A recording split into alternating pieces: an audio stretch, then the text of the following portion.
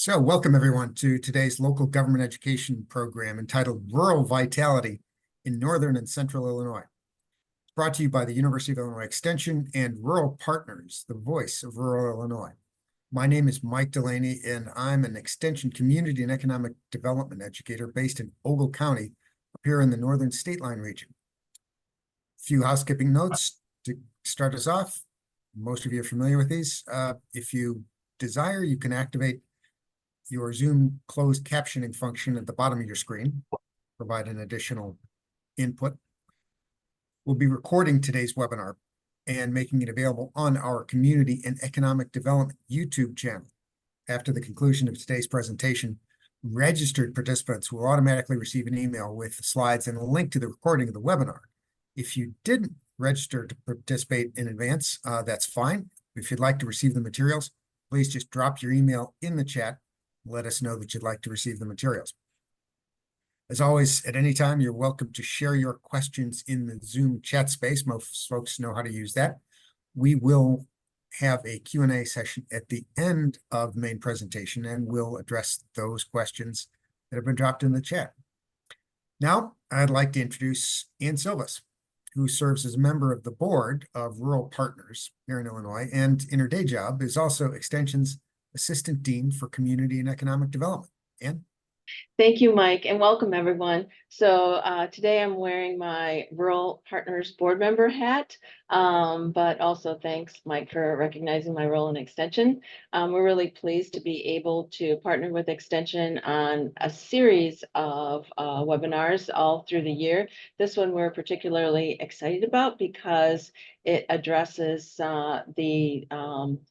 the questions that we often get as a board from across the state about what makes for economic vitality and what we can all do about it. So, Mark, it's great to have you on this call. And thanks, Mike, for hosting. I'm going to turn off my camera and listen. Terrific. Thanks, Ann. As Ann said, we're happy to welcome to this long-running educational series our presenter today, Dr. Mark White. Mark's currently a clinical associate professor with the Department of Agricultural and Consumer Economics here at the University of Illinois. He also holds an appointment with Illinois Extension, through which he supports the activities of Illinois Extension's Community and Economic Development program. We're grateful for that. He's also a regular contributor to Farm Doc Daily. With his teaching and research activities, Mark is a busy man, so we're delighted and thankful that he's joining us today. Mark, on that note, the podium is yours. All right, thanks, Mike. And hello to everyone, and thank you for taking the time to join us here today. Over the next 40 minutes or so, I'm going to highlight some of the key takeaways that come out of a project that, related to rural vitality that we worked on last fall. So just by way of organization, I'm going to start by giving you a little bit of background on the project that we worked on, how we gathered our information, and our kind of general perspective on what is rural vitality. Many different factors contribute to making rural communities vibrant and prosperous places, and as a result, we'll look at some of the issues that contribute to their economic well-being, their physical assets and infrastructure, and what we might consider their community or social infrastructure as well. And then I'll kind of wrap it up by talking a bit about some steps that we can take for promoting rural vitality. So just to give you a little background on our project, one of the reasons we focused on Northern and Central Illinois is because the project that we worked on last fall was sponsored by Compeer Financial, which is a farm credit cooperative serving parts of Minnesota, Wisconsin, and 42 counties in Illinois. And Compeer was looking to launch a rural vitality initiative based on the premise that a strong agricultural sector needs kind of a strong Main Street or kind of broader economy, and that strong Main Street also needs a strong ag sector. So as an initial step in designing this effort, they felt it was important to better understand the needs and priorities of rural communities throughout the region. So that's where we kind of entered the picture. Now, to gather this information, we conducted a survey of community leaders from around the region, specifically the kind of 33 counties in Compeer's service area that's outside of the Chicago metro area. I also spent a good bit of time last fall wandering around the northern and central Illinois and engaging with, I think I counted up about 145 people, either through individual conversations, focus groups, or just kind of taking advantage of some already scheduled community meetings that were going on. So I think I'd be remiss if I did not thank what we might call kind of extension and friends, kind of broader, the folks in extension, and then kind of beyond extension who helped kind of promote our survey and set up those meetings and put me on the agenda for meetings. I really appreciate that. And also, I imagine I probably spoke with a good number of you who are on the call, or a good number of you who are on the call, took the time to take our survey. So once again, just let me say thank you very much. It's always really hard to get people to take time out of their day or to fill out a survey. So anytime someone does that, I'm always incredibly grateful when people do that. So thank you. So what follows primarily draws on these efforts with some additional regional analysis intended to kind of provide some additional context. As I said, we talked to 145 or so people. We also did a survey. In that survey, we got about 200 some responses from folks, which was a number I was generally pretty happy with. In a sense, what we did through this work was we kind of took the temperature of the region to kind of just better understand what are the issues and concerns that are top of mind for community leaders kind of throughout the region. And I'll also add that since there are so many different factors that can contribute to community vitality as we kind of go forward over the course of the next 40 minutes or so, we'll cover a lot of ground, and I've kind of chosen to go with breadth more than depth kind of as we go through the findings. So we'll touch on a lot of different types of issues. Now, one of the kind of the challenges with this kind of project was getting a handle on just what does rural vitality mean. And if you were to ask 10 people, you might get 10 overlapping, but nevertheless different answers. So one of the things we did in our survey was to ask open-ended questions about what factors most contribute to and most threaten community vitality. I think specifically the question was something along the lines of what 2 factors contribute the most to your community's overall vitality. So then we took, as you might imagine, we got about 200 kind of really good responses, and people offered 2 answers each. And so that's about 400 different answers that we got. So to make that more meaningful, we coded those answers in a way to make it, easier to get at some of kind of the main themes. And I guess when I say we coded those, one of my students did a lot of the heavy lifting on that, and she's from Mason, Illinois, in Effingham County. So another kind of someone from rural Illinois. So it was kind of really spoke to her. So in any case, what emerges is if you look at kind of the variety of answers, and this is a word cloud that gives us some of what are the answers that people thought of contributed to community vitality. There are a lot of economic factors that pop out. So things like small businesses, startups, employment opportunities, or agriculture. You also get some of these community factors that figure in there. Schools is right there, kind of big and in the middle of the in the middle of the word cloud, or things like downtown. And then there's also if you kind of look around a little bit too, we also got a good few answers that were like less tangible factors. So things like volunteers, people, community leaders, small towns. So, we need to recognize that there's this whole myriad set of issues, and we also realize that many of these kind of factors are overlapping themselves. So schools not only, are important to providing a real sense of community to a place, but they're also, really key players in preparing that future workforce that we need to make our economy successful.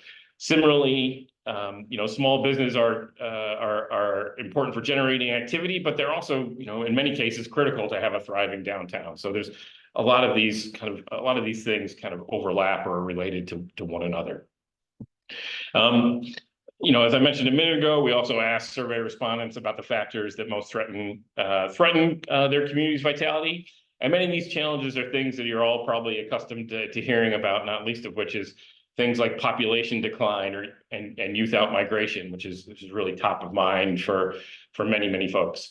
Other factors that emerge include things like poverty, crime, and empty downtowns. And then similar to kind of the factors that contributed to rural vitality, the survey also mentioned some less tangible things like, for instance, the stagnant mindset too, in terms of people trying just going about the same thing, not trying new things. So this gives you a sense of like all the types of kind of issues that came up both in our survey and both in kind of our conversations with folks kind of throughout the region. So now I'm going to turn to look at some of these specific issues so we can get a better handle on some of these opportunities and challenges facing rural Illinois. I'm going to go over a number of different topics. So, like I said, I apologize in advance if it seems a mile wide and an inch deep. But again, there's a lot of things that come up, and we want to kind of touch on a lot of those things. But ultimately, my goal here is to share with you all what we found kind of over the course of our work last fall. And what are those real top of mind issues facing, the region's community and economic development leaders? So digging in here a bit, I'm going to start with some of the economic factors that can influence rural vitality. There's a lot of different ways we could go here, as you might imagine, but I'm going to focus on a few things. So entrepreneurship, agriculture, and then some workforce issues and perceptions about opportunities. So if there's good news that came out of the pandemic that we all lived through, is that entrepreneurs and small businesses are critical to kind of rural vitality. And really, since the pandemic, there's been a surge of interest in entrepreneurship. And so what the chart that's here shows is we use this Census Bureau's business formation statistics. And what that does is they provide information on business applications, and so that we can see there's been a surge in the number of business applications starting usually in the middle of 2020. So really kind of June, July, in the middle of the pandemic, things really kind of took off in terms of people, in many cases, probably looking to create a job, but they'd lost their job and they're looking to create a job for themselves, or at least create some supplemental income. And you can see that surge that's there. The business applications are good. Not all business applications turn into businesses, but it makes a pretty good kind of proxy for measuring entrepreneurship. One of the things that I kind of like what this, I think, chart shows pretty well is that through most of the 2010s, the number of business applications, whether in kind of nationally or in the Chicago area or Illinois is the orange line, the Chicago MSA is the green line. Kind of the blue line is in Metro Illinois, so count the Peorias and Bloomingtons and Rockfords, et cetera, of the world. And then the red line is all the kind of non-metro counties in Illinois. And so you see, through the 2010s, it was pretty consistent, but then there was a little bit of a rise toward the end of the last decade, but then they really took off when the recession hit. And rural parts of the country, rural parts of the state, those non-metro counties around the state were not excluded from this, although the numbers didn't rise kind of as much. And as I mentioned before, in some cases, people were kind of undertaking entrepreneurship out of necessity. But there's really a lot of motivations for people taking interest in starting a business. One, maybe they just want to start a company. They have an idea, they want to start a company. Two, maybe they just want to work for themselves or be independent. And often a lot of cases, what's here is it's a source of generating kind of supplemental income to their primary job. Either way, kind of the interest in entrepreneurship is taken off. Now, you can also see that since 2020, the peak in 2020, these numbers have declined. The county level data are only available annually, and the numbers for 2023 won't come out until the end of June of this year, so mark your calendars. However, we can get monthly data for the state, and what we do when we look at Illinois, you can see that the number of new business applications continues to remain above kind of those pre-pandemic levels. So if you take just a monthly average between 2005 and these data series started, 2005 through 2019, there was a monthly average of about 8,500 business applications each month in the state of Illinois. But then if you look at kind of January 22 through March of 2024, that number was 14,300. So again, that there remains an elevated interest in entrepreneurship within the state, which is a good thing. Now, one of the challenges that faces entrepreneurs is often just learning the basics of how to run or start a business. So as a result, we asked survey respondents about how they kind of perceive the awareness of business support programs and services, and more than 70% of respondents either strongly agreed or agreed that entrepreneurs lacked awareness about available business support programs. Now, before I go further, I should say something, as I'll share several slides that have results from our survey. Just to kind of, our survey respondents were community leaders, so not the community at large. And as a result, they're kind of disproportionately white, educated, and generally on the a little bit on the older side. That said, since they are involved directly or indirectly with community and economic development, they likely have a kind of a better understanding of the issues, more so than just kind of a random person on the street. So there's kind of those, just keep that in mind when you see the survey results. In any case, my conversations that I had with folks kind of around the region really kind of validated these findings and highlighted the need to continue to promote and connect entrepreneurs to some of the resources that the existing resources that are available through organizations like the Small Business Development Centers or SCORE, the Service Corps of Retired Executives, and other kind of entrepreneurial support programs and organizations. And you know, the fact that people aren't necessarily aware of these programs is in no way necessarily unique to Illinois or rural Illinois. It's just kind of a persistent challenge that we always need to be mindful of and try to better promote and connect people to these resources. But I mean, I've lived in Missouri and I've lived in Virginia, and I've done work kind of around the country as well. And it's a common challenge that, again, is not, you know, it's there, but it's not necessarily unique to Illinois. One of the things that was I thought was, you know, kind of worth mentioning too, is that, you know, when you're looking for your entrepreneurs come in a lot of different places. In some communities, you know, we want to leverage all that your community has to offer. And some communities were really kind of active in trying to leverage the entrepreneurial energy of different groups, notably the region's Hispanic population, which has shown themselves to be particularly entrepreneurial. So, you know, when I was up in Freeport, in Stevenson County, you know, the Freeport Public Library, you know, makes an effort to make sure that their entrepreneurial support efforts and materials and resources are translated into Spanish. There are a couple of organizations around the region, like the Sauk Valley Chamber of Commerce in Sterling has a Hispanic Business Leaders Committee, and Northwest Illinois Economic Development has had Hispanic business networking events to help support those communities specifically. Other entrepreneurial issues that came up along the way were things like the need for physical space, like business incubators or commercial kitchens.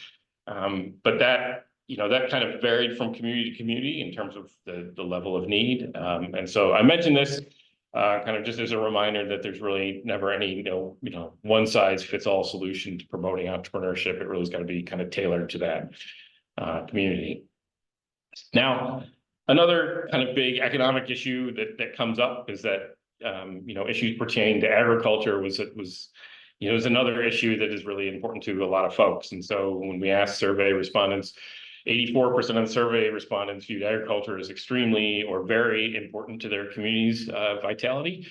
And so it remains an important contributor to the region.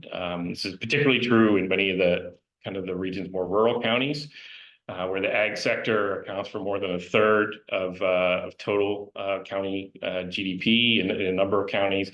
In counties like Henderson, Hancock, and Mercer, 2 out of every $5, according to the U.S. Bureau of Economic Analysis, 2 out of every $5 produced in that county is generated by agriculture.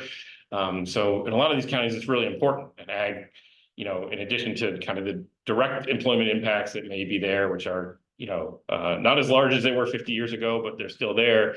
Ag creates other economic opportunities, either for people to provide, you know, ag-related services or food manufacturing or, you know, a bunch of these different activities. It's also important to know that the broader economy is also critical to agriculture in no small part because, you know, it provides opportunities for off-farm income for farmers or their spouses. And in the state of Illinois, according to USDA, I think it's something like 55% of farm household income in Illinois comes from off-farm or non-farm sources. So it's a big, whether it's a spouse or whether it's, seasonal work, it's still, having those other opportunities really helps support people to continue to be engaged in agriculture. So through our conversations with folks around the regions, we asked some ag-related questions, and we had conversations with folks, and one of the common themes that kind of emerged was that some of the more pressing challenges facing the ag sector were kind of essentially entrepreneurial challenges. So kind of a variation on the theme of the previous kind of slide.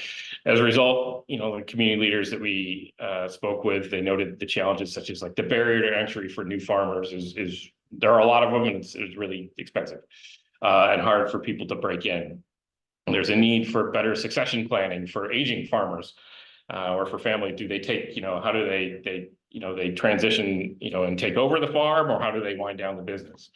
Those are challenges that people face. Also, the lack of processing capacity came up for people in terms of who are, raising livestock, for instance.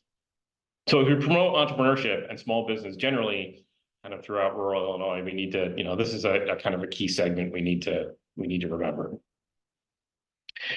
Beyond entrepreneurship, one of the kind of big challenges facing businesses, kind of both big and small, is workforce, which is, I'm sure is something that you all have heard many, many times. We all know that the state faces demographic challenges, and I don't really want to dwell on that point too much. But the loss of population, and particularly people who are prime, working age, has real consequences for the state's workforce. So the chart that I have here is just another kind of simple index showing the change in the civilian labor force since the beginning of this century, so since the year 2000. For all non-metro Illinois counties, so I said I've kind of expanded this, so it's north, central, and south, so all just kind of the most rural counties in the state. The labor force is now 15% smaller than it was in the year 2000. In kind of the metro counties that are outside of the Chicago area, there are now fewer people in the labor force than there was in the year 2000 as well. So as we hear employers lament that they can't find people to work, part of the challenge is really a demographic one. It's kind of simply harder to find people when there are fewer people to find. And as the population continues to age, this is kind of especially true for people of prime working age, which would become a kind of a much or a smaller share of our overall population. Now, I mention this in part because, while finding workers is an ongoing challenge for employers, there appears to be employment opportunities available to people in the region. So one of the things that we asked our survey respondents about was whether or not they had, they thought that there were quality jobs available in their, close to their community. So specifically, we asked whether or not they thought there were quality jobs available within 30 minutes of their home. And almost 2/3 of the survey respondents agreed or strongly agreed that there were jobs available. Further making jobs more accessible too were things like remote work, particularly as the broadband network has expanded. Remote work has become a much more realistic option available for folks.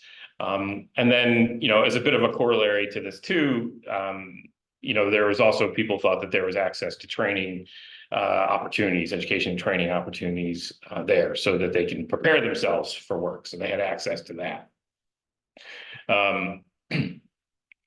And what is somewhat interesting kind of about that finding, that people feel like, yes, there are jobs that are available, is that, well, again, that we asked our survey response, who again were predominantly educated and kind of employed community leaders, where they're kind of, again, felt positive that there were quality jobs available, close to them. They were less positive when asked about career opportunities for local youth, or how local youth felt about those opportunities. So we asked specifically if area students believe that they could find rewarding careers in the region. And almost half of the respondents said probably or definitely not. So it's a little bit of a different kind of message from the previous slide. And I think through our conversations that we had with folks around the region, I generally think it's probably safe to say, or I can decipher, that this sentiment generally relates primarily to the college-bound students. and that they leave for school and then they don't come back, or at least they don't come back until 15 years later. And then they may have a challenge of finding careers for themselves and their spouse in rural areas. On a more positive note, however, I think there was some, again, through our conversations, there was some optimism involved in trying to keep non-college bound students in the area. And here there's really an ongoing need to better prepare them for and connect them to locally available jobs in fields like healthcare or manufacturing or the trades. And so critical to this are things like CTE or career and technical education programs at schools. We're seeing kind of as important to this effort, and you can see in places like Elmwood, Illinois, for instance, just last year opened a new industrial arts facility in their school to kind of better, prepare students for those kind of careers. We also surveyed and talked to people around the region about the role that youth groups like 4-H or FFA play, and they all kind of agreed that those organizations can really be kind of important partners in introducing students to careers in things like agriculture, for instance. So the big takeaway here is it kind of it takes a village to build a local labor force. All right, so I'm going to shift gears here again here, and while those economic factors are really kind of important to determining economic vitality, they're also not the only forces that are at work. So I want to talk a little bit about some of the physical assets that contribute to rural vitality. Once again, there's a lot of different ways that we could go with this, and I'm not going to touch on all of them. I would say that infrastructure issues, we did include some questions about infrastructure in our survey, and they definitely came up in our conversations. So for instance, I think there are a lot of communities that are worried about some of the infrastructure challenges that are related to things like water and sewer, replacing older or aging water and sewer systems. And those are obviously really difficult and expensive challenges to address, particularly for smaller communities that may not necessarily be growing. Broadband access, as everyone I'm on the call is I'm sure keenly aware, remains a big challenge. But I would say, in spite of kind of the persistent last mile challenges that we see, I generally think that the sentiment amongst folks that we talked to around the region was that kind of these recent, over the last 5 years, federal and state investments in the broadband infrastructure are really starting to pay off, and those gaps aren't what they once were 10 years ago or so. Those are all things that that came up. But in any case, when it comes to kind of the physical assets of the community, there are two issues that I do want to kind of touch upon and spend a little bit of time with here, and that is, one is housing, and two are downtowns. So I would say one of the most pressing issues to arise both in our kind of survey and our conversations was the housing issue. Going in, I think I knew it was an issue, and maybe I should have known better, but it was one of the couple, three issues that was really a hot button issue for folks. And I think it kind of across the board, survey respondents and community leaders we spoke to, basically noted there's not enough housing generally, let alone affordable, good quality, or having the range of housing options available to meet people's needs. And the survey results, which kind of are on the screen here, show that when asked, is it easy to find an affordable home? Only about 1 out of 4, 1 out of 5 folks that responded agreed that it was. Similar, things for finding different types of homes that were available. I think the majority of people were more skeptical of it.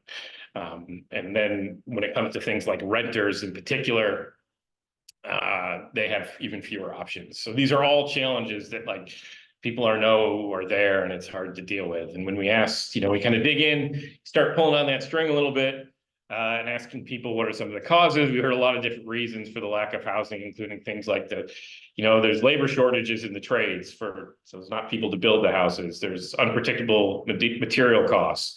There's insufficient turnover in the housing market. So not only too few homes on the market, many homes don't even make it to the market. They're sold kind of just person to person before they even kind of get to the wider market.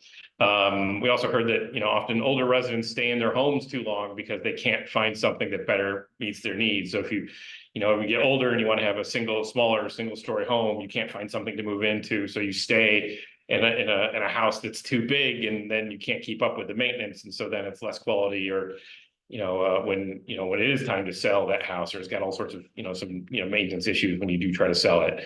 Other folks mentioned that the value of land for agriculture exceeded the value of land for new housing developments, unless they were like top of the market homes that most people can't afford. So yeah, we heard a lot of issues related to housing that can create a lot of challenges for a lot of communities, not least of which it can deter new residents from moving into these smaller communities. And kind of unfortunately, there aren't a lot of easy answers. And the best option, which is to build more housing, is a lot easier said than done. Now, before, we just kind of say, well, that's a lot of anecdotal information that I just kind of listed off of what's going on.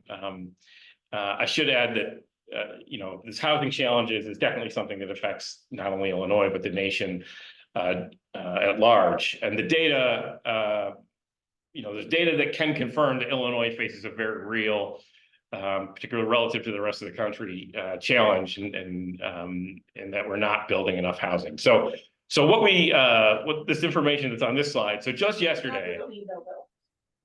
So just yesterday, the U.S. Census Bureau released its final annual estimates for the 2023 building permit survey. I'm sure everyone had that on their calendar. I actually mentioned that to my students yesterday, that these data were released yesterday, and to my shock and dismay, they were not nearly as excited or enthusiastic about it as I was, but alas. But anyway, basically the Census Bureau collects information on building permits to show where residential construction takes place. And that allows us to see how many new single family and multifamily homes are approved for construction. And so I've kind of subsequently taken these data and then normalized them using the Census Bureau's 2023 population estimates. So when we look at these data at the state level, and so it's kind of a convoluted, title, newly authorized privately owned residential housing units per 100,000 residents. So it's basically how many units have been approved per 10,000 residents. But when we look at these data at the state level, so the bar chart on the left, you can see not only is Illinois well behind the nation, but it's also well behind the other states of the Midwest. However, very broadly, we define the Midwest. And of the 50 states and the District of Columbia, we are only ahead of Alaska and Rhode Island in terms of the newly authorized privately owned residential housing units per 10,000 residents. So thank God for Alaska and Rhode Island. Now, that said, there's also a good bit of variation, as you might imagine, within the state, and particularly in the state's southern and western counties, the amount of new home construction is very low. For what it's worth, Kendall County, which is right there, was the only county in the state that exceeded the national average, and it was in the 80s, so in the South Dakota territory. Jersey County, which is down near St. Louis, and McHenry and Kane counties, kind of again in the Chicagoland area, were a bit closer to the U.S. average, but still below the U.S. average. So long story short, housing is a really big challenge that we face as a state, but also particularly in our rural communities. And unfortunately, like I said, there's not a lot of easy answers. Beyond housing, the other kind of physical assets that I wanted to touch on was the quality of local downtowns, which was seen as kind of another really important issue that affects and reflects the vitality of many rural communities. And so we asked survey respondents about their downtowns, and over 60% of them believed that their downtown was attractive and well-maintained. And we also asked about usage, like how, in terms of does it have enough to attract people during the day, at night, special events that might bring people down on weekends. And I think generally people felt that their downtowns did, have enough to draw people into them. That said, I think a lot of people weren't necessarily also blind to some of the challenges that they face. Is almost, just 55%, so just over half, indicated that empty or derelict buildings in their downtowns remained kind of a problem. I would say, though, that one of the kind of the big takeaways that came again from the survey, but also through kind of the conversations, was that, in the survey, at least 90% of the community leaders that we surveyed felt that their downtown had the potential for greater development. And I thought that was very much more, kind of came across more as a positive thing. And that they saw the potential that was there. And I think they generally felt that they were kind of optimistic about their downtowns and felt that they were making progress and moving moving in the right direction. Now, again, I go back to the people we surveyed were community leaders, so maybe they have a different perspective than the average citizen. But again, my general takeaway was that people were kind of optimistic about the direction of their downtowns. The other thing I should also note too, that a lot of community leaders also mentioned the importance of shared spaces. So, the idea of having, community centers came up in a good few places around the region. And similar things like parks and trails were also seen as important. And these facilities were often seen, in addition to kind of local schools, as critical places for bringing people together and creating kind of that sense of community. Now, another set of issues that we also explored that I want to touch on here too, as we kind of are moving toward the end here, was that our issues that we will kind of loosely call the social infrastructure. So included here are issues like healthcare, elder care, childcare. And one of the things we kind of asked in our survey, and as part of conversations, we asked about these different issues. And I think generally speaking, most survey respondents felt that they had access to healthcare. I think the relative proximity to metro areas, particularly in kind of northern and central Illinois, there's a lot of, whether it's Bloomington, Peoria, the Quad Cities, Rockford, etc., having those metro areas kind of close by meant that people had access to healthcare than more remote areas. That said, I think some communities remain definitely underserved. So like LaSalle, Peru, for instance, I know has had some issues in terms of having healthcare providers there. So there are some areas where there's some healthcare deserts. I would also add that, when it came to things like mental health services and substance abuse treatment facilities, that was an area where people, again, felt that there was less accessibility there, or there was kind of access in those areas was an ongoing kind of challenge and problematic for a lot of communities. So in any case, I'm going to spend just a bit more time on, I do want to focus on, as part of this broader social infrastructure, on elder care and childcare,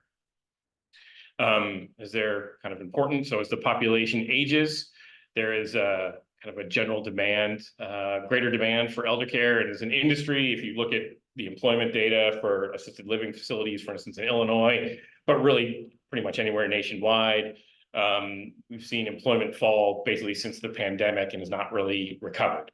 And this has made it a lot harder to provide those services, and certainly more expensive to provide those services. They're hard jobs. They have relatively low pay. It's a good labor market, generally speaking. And so there's a lot of, staffing and accessibility challenges. So we included in our survey, two questions about elder care, and the general perceptions of our respondents showed that the challenge facing the region was more one of kind of affordability than availability. So half of survey respondents agreed that spaces were available. So, 11% strongly agreed and 39% agreed. So half agreed that spaces were available, but less than 20% agreed that they were affordable. So there may be, why that is. I don't have a definitive answer. Maybe there's a lack of competition in rural areas, and that keeps the prices high. The staffing issues, again, create, challenges as well that may push wages up and make it less affordable. I don't really have a good answer, but that's, this was the perception of the folks that we talked to.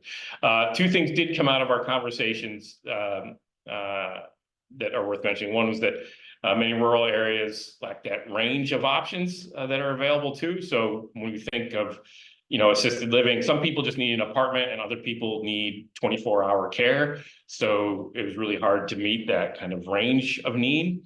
And then the other issue that people mentioned was the lack of adequate and or affordable elder care was something that kept older residents in their homes longer, and therefore kind of exacerbated some of the housing challenges that I mentioned earlier. Now, the other end of the continuum is childcare, and childcare services is another industry, much like assisted living facilities, that faces significant staffing challenges. The decline is resulting a little bit from like a shrinking and aging population and people having smaller families. Moreover, kind of the pandemic was really bad to our childcare infrastructure, and that many childcare facilities, particularly in-home daycare centers, closed during the pandemic and never really reopened. And that again, weakened the region's childcare infrastructure. According to our kind of survey respondents, childcare access is affected by kind of both of availability and affordability. Only 30% of respondents felt as if it was available. Less than 15% felt that it was affordable.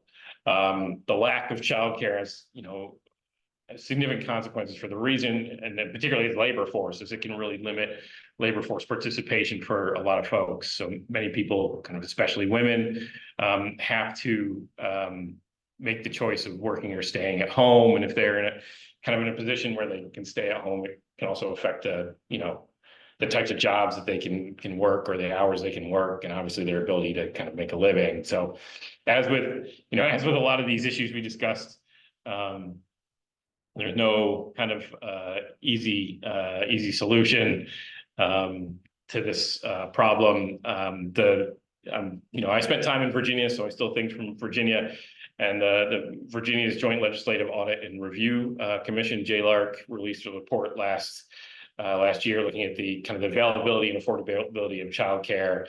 And then kind of in spite of their efforts to do things like incentivizing staff and providers and tax incentives, they found that the state really had very little opportunity or little ability to kind of influence the situation, since the childcare industry largely operates in kind of the private sector. The state's ability to expand childcare was pretty limited. So it's another one of those really kind of tough challenges to deal with.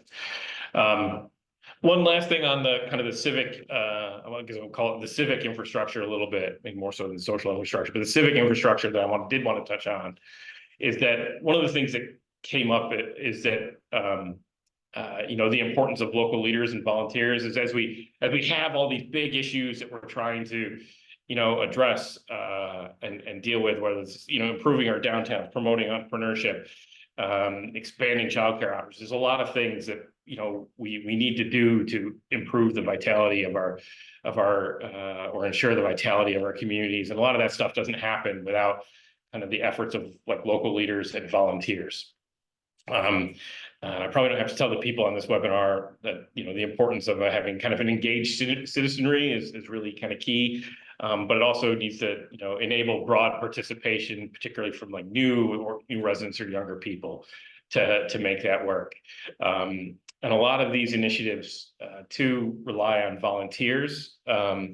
And so I think one of the things that's important to keep in mind is that like not everything is free. So finding resources, whether it's government resources, private foundation resources, nonprofit contributions to support a lot of this work, and make life easier for the volunteers and people working on it is really kind of critical. Money isn't everything, but it's not nothing either. So to wrap up, I wanted to be a little bit more kind of future oriented here. One of the things we did ask folks was how they felt about the progress of where they're going. And I think one of the big takeaways is that people are generally kind of cautiously optimistic about where their region is headed. One of the things we asked, and what this kind of chart shows, is we asked people if, whether or not their community was economically stronger than it was prior to the pandemic, and then where they expected to see it in 2 years. So the blue bars show that, there's pretty normal distribution, I guess, of of how people feel about, where their economy is relative to where it was prior to the pandemic. But when you look at the orange bars, that's where they see things kind of going in the future. So there was a good chunk of people who felt like things were kind of moving in the right direction. I went in and kind of looked at the individual responses, and 37% of our respondents, so almost 2 out of every 5 gave more optimistic responses about the future than they did about kind of the recent past, and only 15% gave less optimistic responses. So I think people are kind of generally optimistic that things are moving in a positive direction. We also asked kind of similar questions, the perceptions of like social and cultural vibrancy, like where are you compared to pre-pandemic and where you expect to be? And we got similar responses for that question. We also asked us another question about like the environment, and that was a little bit more mixed in terms of where people felt like things were going. One last question that I'll share with us as we wrap up is that one of the things that we asked, and this was actually, I give my wife credit for this, because this was the question was her idea. But as a wrap-up question for a lot of our conversations, we asked, and we also included on the survey, but we asked kind of area stakeholders, how would they spend $100,000 on their community? So again, we kind of paraphrase people's responses, so they're all open-ended. And I would look at this word cloud as like, if you're looking for areas where you will probably find some support in the community, where people are thinking of, these are things that we can do. A lot of the things that come up here are, things like revitalize their downtown. So again, people are really interested in making sure that their downtown works. And there's things that you can do there, not only from supporting local businesses, but doing things like facade improvements or improving street lighting to make people feel safer there at night. Invest in beautification. There's things like Adopt a Pot, kind of programs that are inexpensive, but can make things look nicer. There's economic things that we have in here too. So recruit industry is in here. I think we have entrepreneurship in here as well. Open a restaurant, start a daycare. There's some of these ideas that are there. So these are a lot of the ideas that people had about what could be done with a reasonable amount of money to improve and support, make their communities a more vibrant place. So I'll wrap up here too, just with kind of one last slide before we take some questions. But what can you do, in terms of the economy? Promoting entrepreneurship is important to rural vitality. Expanding opportunities for agricultural enterprises is again kind of an important thing that is we need to remember. Preparing young people for and importantly connecting them to locally available jobs is not only good for getting them in jobs, but also for keeping people in the region. On the infrastructure side of things, those direct kind of investments, improving downtowns and public spaces, like I just mentioned. On the Wi-Fi, the broadband side of things, like I said, there's last mile challenges, but there's still opportunities. Encouraging or supporting installation of like public Wi-Fi in downtowns would help bring people there or help support local businesses. Advocating for housing options, and then on the community side of things, anywhere we can support expanding elder care, childcare options or healthcare options are really important. And then also, the secret sauce of all of this, because none of this happens just on its own. It happens because people kind of dedicate their time, resources to them. And oftentimes when they're dedicating their time and resources, it's outside of their normal job. But the secret sauce to it is making sure that those folks are engaged and supported. And those are all really important things to making sure that we can promote vitality throughout kind of the rural parts of the state. So with that, I'll stop talking now. If you're interested in reading more, we kind of summarized a lot of these things in a report that's linked. The link to it is right there on the page. But I'll stop talking now and we'll take any questions. Good, thanks very much, Mark.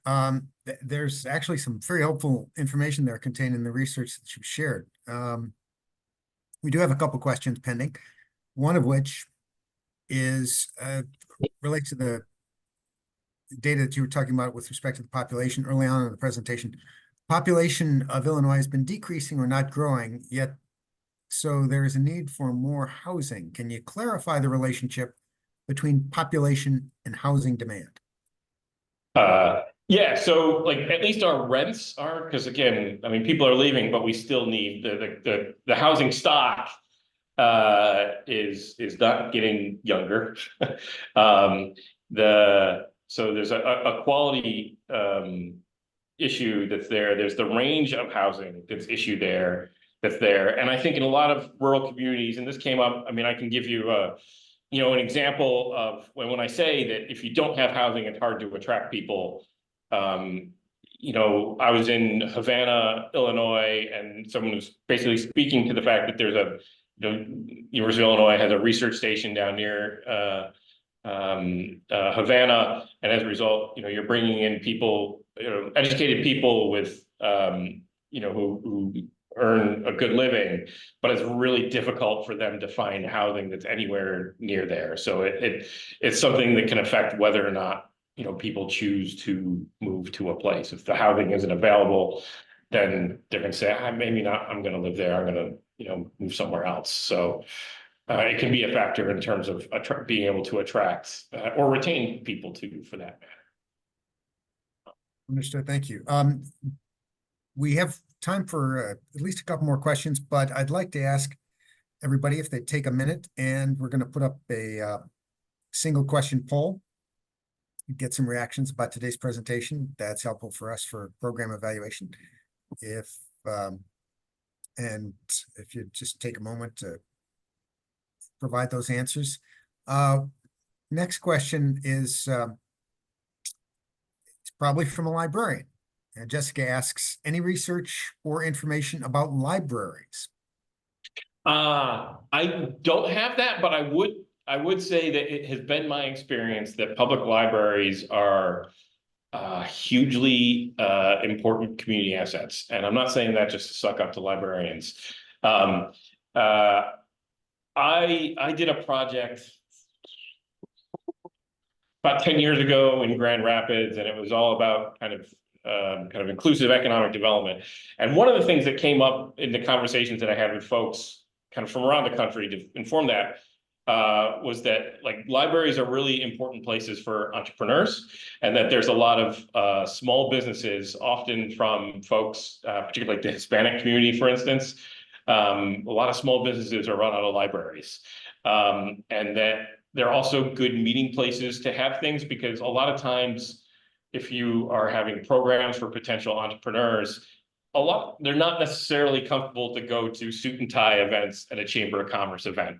They're much more comfortable going to a place like a public library. And so holding like those types of programs and events and providing the resources of like a computer with internet access and also reference material at libraries can be really critical to support a lot of those kind of groups in terms of their entrepreneurial efforts. So like libraries are kind of critical to the whole, critical actors in the whole scene. Yeah, and their functions are morphing in the modern. That's right. It's not just a place where you go get a book that you want to read. They serve many different functions, and it speaks a little bit too. I mentioned like community centers being really important, where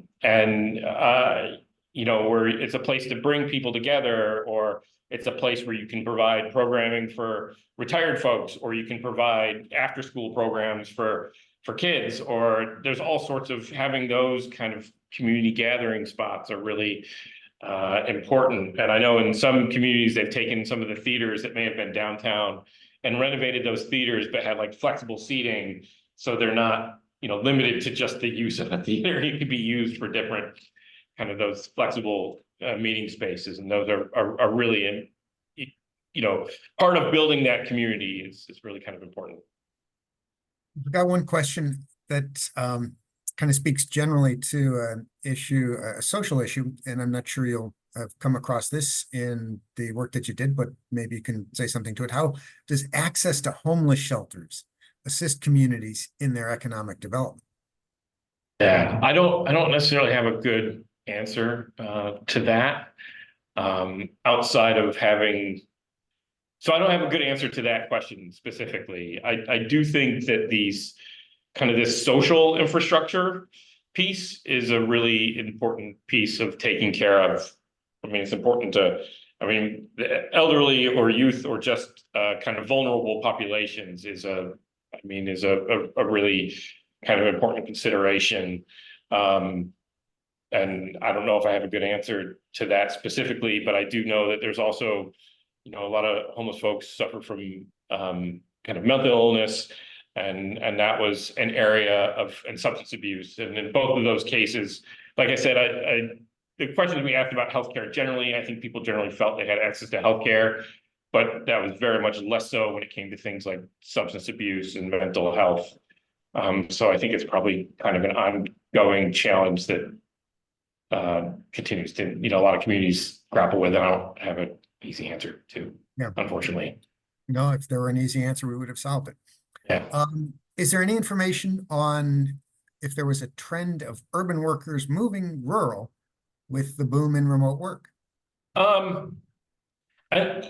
think some of these things we got to be careful that they're not like overstated. I think, a lot of what happened during the pandemic where people, the population is not, doing this like it was kind of pre-pandemic in rural areas. A lot of that was like people were kind of locked in place. So, the reason, it's not like floods of people were moving to rural places. It's just that floods of people were not leaving rural places, or it slowed kind of the out migration of what happened. That said, you did hear things like up in, Joe Davids County, like people who had second homes there from the Chicago area, like, all right, I'm just gonna, make this my primary home as opposed to my secondary home. So you did hear stories of that.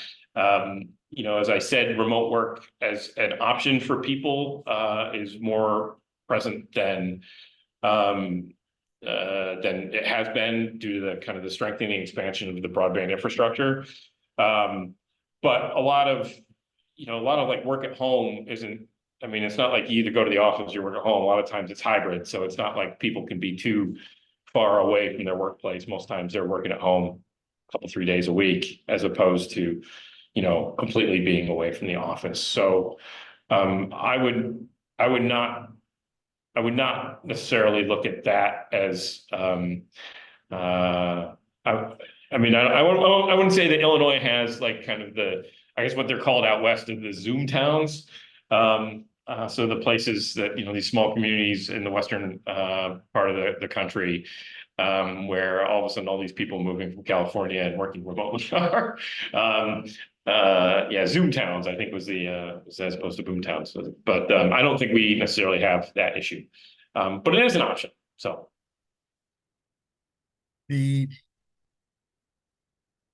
what are the implications for extension work in regards to these findings? Any additional applied research considerations that have kind of popped into your thoughts as you went through this work?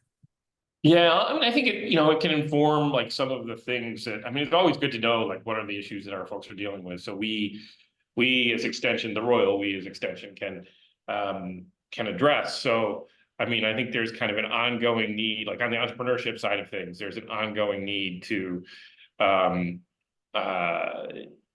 build these kind of entrepreneurial ecosystems so people are aware of the resources, and then kind of just be yet another kind of resource to connect people to direct entrepreneurs or inform people about where these resources are. I mean, there's not a lot of times you don't necessarily need to create something new, but because we have stuff, we don't need to create new stuff. We just need to make better use of the stuff you have. And by making better use of the stuff you have, that requires, information. I think Extension can play a real goal in that. I mean, one of the things too, like grocery stores is something that's come up in a number of different places. And I think, the folks at Western Illinois have done good work on that. And some of the folks in Extension have supported that. I'll be in Caro in like 2 weeks, where there's a grocery store that Extension helped support down there. And so I think there's a lot of these things that I see Pam's on the call, and she's done work on kind of programs to prevent people from exiting the state, leaving the state. And if on the research kind of side of things, if you can put information in people's hands, then they can make a more compelling case or a more informed program to keep folks. So I don't know if that answers that question or not, but it's always good to have kind of a finger on the pulse. And I think from an Extension perspective, being there's the direct programming that we do, but there's also kind of importantly being that I don't want to say a concierge service, but I guess I will say concierge. So being a source of information is kind of an important role that we play as well. Well, and I would invite our audience, since we are always sensitive to and collecting input about community needs, I'd invite our audience, to the extent that you have areas where you think there might be an opportunity for Extension to support you in the work that you're doing or in the needs that you've identified in your own communities, please reach out.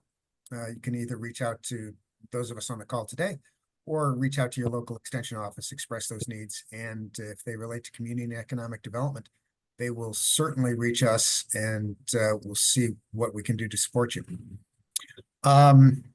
We are past our 1 o'clock target. If there are no other burning questions, you will have Mark's contact information. Yeah. And once again, like I said, I think a lot of folks who are on the call helped in some way, answered our. So every time I do a survey, I'm like, oh God, why am I doing a survey? It's so much work to get people to answer. So if you answered my survey, thank you. Thank you. Very appreciative for taking pity upon me to answer my survey. I really appreciate it, and hope you found the information at least confirming kind of maybe what you probably already know. And if you took the time to talk to me, thank you even more for that as well. So we can't do this work without the help of folks. And it was, as someone who's relatively new to the state of Illinois, I mean, I've been in Illinois now for, I guess, university for a year and a half. This was a really great way to get out and get to know the state. So now I got to find a project in the southern part of the state too. So excuse there, so I can meet those folks too. It's a big, long state. Yeah. Listen, on behalf of the University of Illinois Extension and Rural Partners, I want to thank you, Mark, for your presentation today. To the audience, as I mentioned earlier, if you registered for the webinar, you will receive the presentation materials and a link to the recording, as well as some of the links that are referenced in the course of Mark's presentation. If you're not already receiving our email notices about upcoming webinar offerings, again, drop your email into the chat before you go, and we will add you to our email distribution list. For example, coming up on Thursday, May 16th, this is the advertising portion. Again, at high noon, we're offering a program on the Freedom of Information Act, the first of a two-part webinar series on public access rules for local government officials. The second webinar on the Open Meetings Act will follow on Thursday, May 30th, also at noon. Additionally, on Tuesday, May 21st at noon, in collaboration with Prairie Rivers Network, we offer the next installment of our Thriving Communities webinar series. It'll be on the subject of the Illinois Climate Bank. As always, I'd also invite you to visit our website at go.illinois.edu/LGE to access our video archives of prior presentations on a wide variety of community development topics. That's going to contain the link to our YouTube channel. Thank you all for attending today's webinar. Appreciate it so much, your continued support. Have a great day, and we hope to see you back for future presentations. So long. Thanks, everyone. All right.